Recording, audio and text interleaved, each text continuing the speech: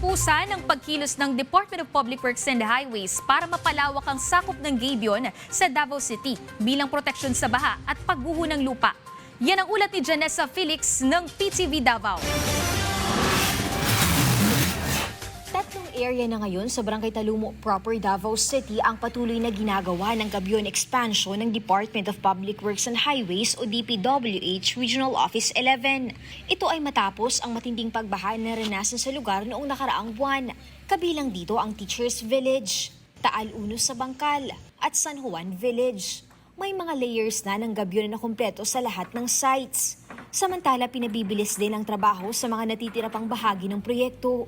Kabilang ito sa utos mismo ni Pangulong Ferdinand R. Marcos Jr. kay Department of Public Works and Highways Secretary Vince Dizon na agad asikasuhin ang flood control measures sa Barangay Talumo proper.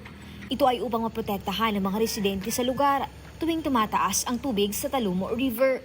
Dahil dito, pinabibilis ang pagtatrabaho ng mga tauhan at heavy equipment sa lugar. Tinitiyak din ng DPWH-11 na patuloy ang kanilang koordinasyon sa lokal na pamahalaan ng Davao City upang matiyak na nabibigyang atensyon din ang seguridad at kaligtasan ng mga residente sa lugar.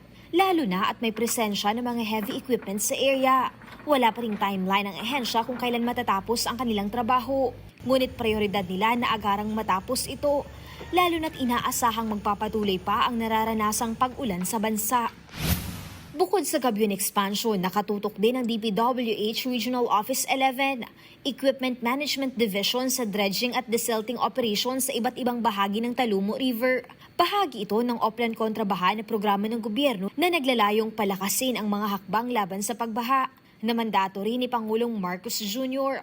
Una nang ipinanukala ni DPWH Secretary Dizon na ang hindi maayos na pagpapatupad ng dredging operations sa lugar sa loob ng halos 10 taon ay posibleng nakadagdag sa pagbaha na naranasan sa lungsod noong nakaraang buwan. Kaya bukod sa pag-repair ng mga flood control structures sa Barangay Talumo proper, nagsasagawa rin ng dredging operations. Tinataya rin na bukod sa Talumo River, magsasagawa rin ng kaparehong operasyon sa iba't ibang mga pangunahing ilog sa lungsod. Mula dito sa Davao City, Janessa Felix, para sa Bayan.